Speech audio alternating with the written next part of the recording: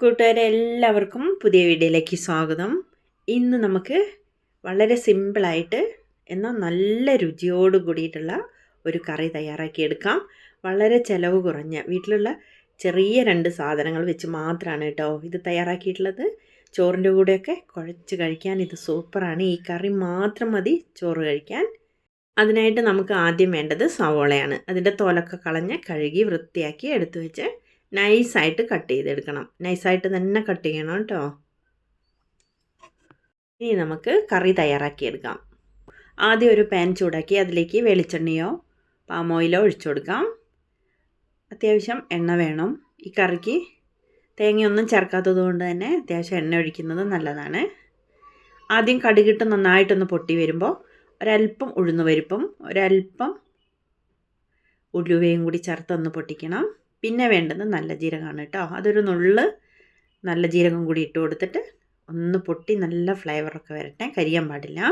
ഈ സമയം നമ്മൾ നൈസായിട്ട് കട്ട് ചെയ്ത് വെച്ചിട്ടുള്ള സവോള ഇതിലേക്ക് ചേർത്ത് കൊടുക്കണം. എന്നിട്ട് നന്നായിട്ടൊന്ന് വഴറ്റണം കേട്ടോ. അതിൻ്റെ കൂടെ നമുക്ക് കുറച്ച് വെളുത്തുള്ളി അല്ലി 3-4 മതിയാവും. ചെറുതാണെങ്കിൽ 5-6 എടുക്കാം കേട്ടോ. ഒന്ന് ചതച്ചതിന് ശേഷം ചേർത്ത് കൊടുക്കണം. പിന്നെ പച്ചമുളക് നൈസായിട്ട് കട്ട് ചെയ്തതും കൂടിയാണ് ഇട്ട് കൊടുത്തിട്ടുള്ളത്. കുറച്ച് കറിവേപ്പിലയൊക്കെ പിച്ചിയൊക്കെ ഇട്ട് കൊടുക്കാം, നല്ല ഫ്ലേവറൊക്കെ കിട്ടാൻ വേണ്ടിയിട്ട്. എന്നിട്ട് നമുക്കിത് നന്നായിട്ടൊന്ന് വഴറ്റിയെടുക്കണം. ബ്രൗൺ കളറാവുന്നത് വരെ വഴറ്റിയെടുക്കണം. ഈ സമയം ഒരല്പം കൂടി എണ്ണ ചേർത്ത് കൊടുത്താൽ വഴന്ന് വരാൻ എളുപ്പമായിരിക്കും, കരിയാതെയൊക്കെ കിട്ടും. ഞാൻ നോൺ സ്റ്റിക്കിലായതുകൊണ്ട് തന്നെ കുറച്ച് ചേർത്തിട്ടുള്ളൂ. വേണ്ടവർക്ക് ഒഴിച്ചു കൊടുക്കാം കേട്ടോ. ബ്രൗൺ കളറായി വരുന്ന സമയത്ത് ഒരു ചെറിയ തക്കാളി നൈസായിട്ട് കട്ട് ചെയ്തത് ഇതിലേക്ക് ചേർത്ത് കൊടുക്കാം. തക്കാളി അരച്ച് ചേർത്താലും നല്ലതാണ്. ഞാനിവിടെ നല്ല പഴുത്തതായതുകൊണ്ട് വളരെ നൈസായിട്ട് കട്ട് ചെയ്തിട്ടാണ് ഇത് വഴറ്റിയെടുക്കുന്നത്. നന്നായി വഴന്ന് ഗ്രേവിയിലേക്കൊക്കെ പിടിച്ചോളും.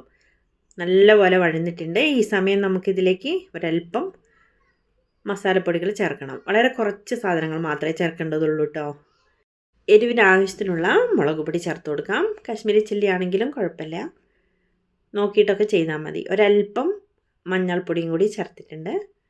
പിന്നെ വേണ്ടത് കുറച്ച് സാമ്പാർ പൊടിയാണ്. ഒരു ചെറിയ സ്പൂൺ അല്ലെങ്കിൽ വലിയ സ്പൂണിൽ ഒരു 1/2 സ്പൂൺ മാത്രം എടുത്താൽ മതി. അതിൽ കായപ്പൊടിയുടെ ഒക്കെ ഫ്ലേവർ കൂടാൻ പാടില്ല കേട്ടോ. നോക്കിയിട്ട് വേണം ചേർത്ത് കൊടുക്കാൻ. എന്നിട്ട് ഇത് നന്നായിട്ടൊന്ന് നമുക്ക് വഴറ്റിയെടുക്കാം. സിമ്മിലിട്ടിട്ട് വേണം, പൊടി കരിയാതെ.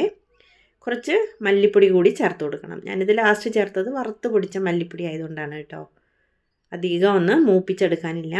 അത്യാവശ്യം ഒന്ന് വഴന്നു വന്നു. ഈ സമയം നമുക്ക് ഒരു ചെറുനാരങ്ങയുടെ വലുപ്പത്തിലുള്ള വാളംപുളി വെള്ളത്തിലിട്ട് കുതിർത്ത് അതിൻ്റെ ജ്യൂസ് എടുത്ത് വയ്ക്കണം.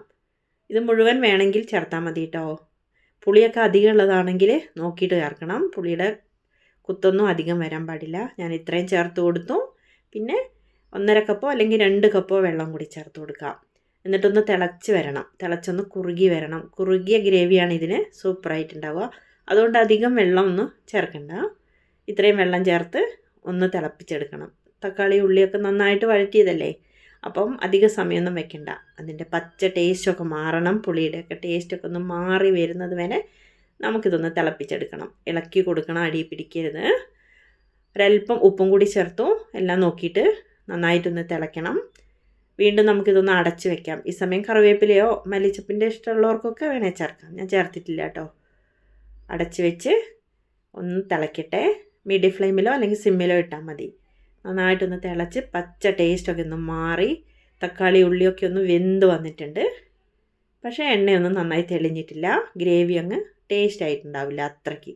ഒന്നും കൂടി ഒന്ന് തിളച്ച് വരട്ടെ. ഈ സമയം നമുക്ക് പുളി വേണമെങ്കിലോ ഉപ്പ് വേണമെങ്കിലോ മുളക് പൊടി വേണമെങ്കിലോ ഒക്കെ ചേർത്ത് കൊടുക്കാം കേട്ടോ.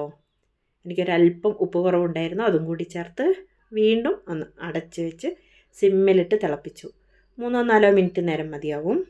വെള്ളമൊക്കെ വറ്റി കുറുകി എണ്ണയൊക്കെ തെളിഞ്ഞ് സൂപ്പർ ടേസ്റ്റി ആയിട്ടുള്ള കറി ആയിട്ടുണ്ട്. കുറച്ച് കറിവേപ്പിലയും കൂടി ഇട്ട അടിപൊളി കറിയാണേ.